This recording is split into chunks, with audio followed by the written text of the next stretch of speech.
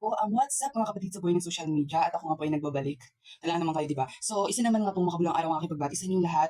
Dahil nga, nakaraang araw guys, ay nag-post ako sa Facebook na gumawa sila ng mga question na sasagutin ko through video. So, ito na nga po yung sinabi ko sa inyo. So, ang una po natin gagawa ng sagot sa kanyang katanungan ay si Ate Molly maging wanderer. Molly maging wanderer. So, pakivisit din po ang kanyang page and ito nga po ang kanyang sinabi. Sana manotice po at pa-shoutout sa pag-question. So, ayun nga. So, ngayong araw ay ating pag-uusapan at ating tatalakayin yung kanyang question. At ito nga po ang kanyang question, kung bakit nga po daw maraming nakikipagsapalaran kay Boss Mita. So, yun, nabasa ko nga ito yung comment na to. So, napakasaya and napakaganda guys yung tanong na ito. So, alam naman nating lahat na nagsimula si Facebook, nagsimula siyang parang kumalat. Yun, yung pumasok yung COVID-19. It means, nagkaroon ng quarantine, nagkaroon ng lockdown. So, syempre, boring na boring lahat ng tao. So, unang-una guys, bakit maraming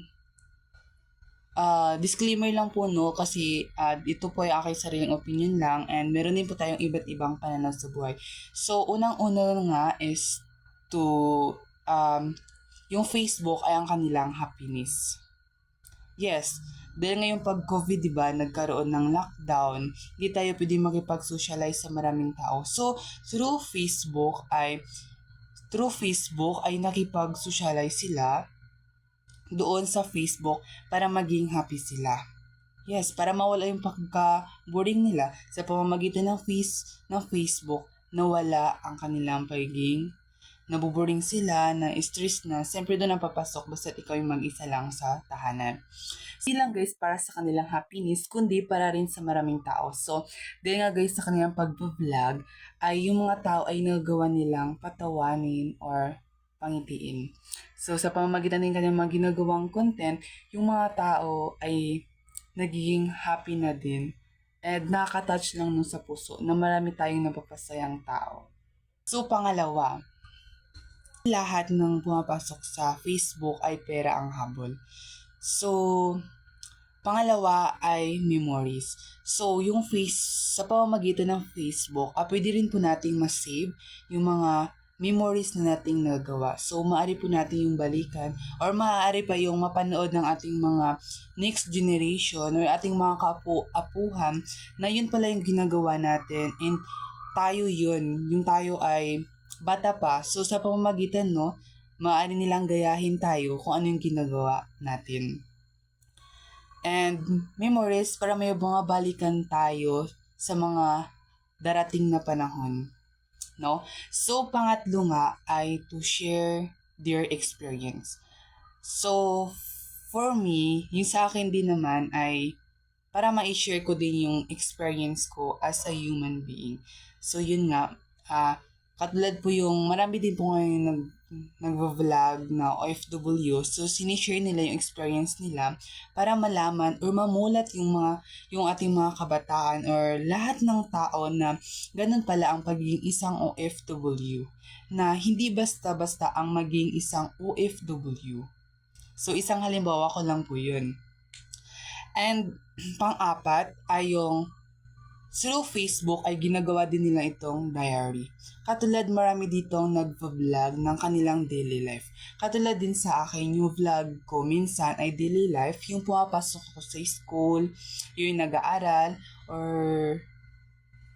ano pa man dyan, basta daily life. Daily life lang para ma-share din nila kung ano yung ginagawa nila everyday. Yan. At saka yung panglima naman, ito ang napakahalaga sa Facebook, is to inspire. Para ma-inspire yung maraming tao. Like kay Jiwong, not only inspire but to motivate. I like po sa mga vlog ni Jiwong, dahil po sa kanya mga vlog ay maraming tumatangkilik sa kanyang mga video dahil nga yung mga message niya o yung mga kasabihan niya is super nakaka-motivate and nakaka-inspire po talaga. So, ayun, marami po talagang nagtatanong kung bakit nga po. Kahit talaga naman po talagang mapapansin natin, no, na marami nakipagsapalaran ngayon sa Facebook. So, meron nga po tayong iba't ibang dahilan. So, wag po nating sabihin na nag-vlog yan kasi gustong kumita. No, hindi lahat po yung nakipagsapalaran sa Facebook is para sa money. And basta may iba't iba nga po tayong dahilan. Maaaring Facebook is their happiness, to save memories, share the experience, diary, or to inspire or motivate.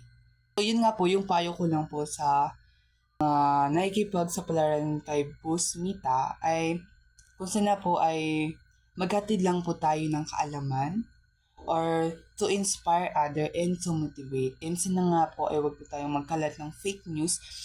Yun, para kaalaman lang po lagi ang ating at maipasa. So, sa pangitan din ng Facebook ay na-share din po natin or naipapasa po natin sa mga next generation, no?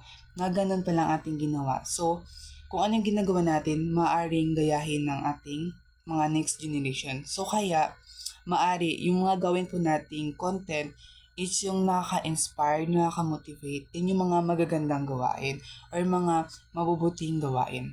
So, yun lamang po, and sana po ay may natutunan po kayo. And maraming salamat nga po kay Ate Molly Maging Wanderer. So, paki-visit nyo na lang po ang kanyang channel, and maraming salamat. Kung may mga katanungan pa po kayo, please i-comment nyo lang po dyan sa baba. Maraming salamat. Keep safe everyone and stay fresh. Bye!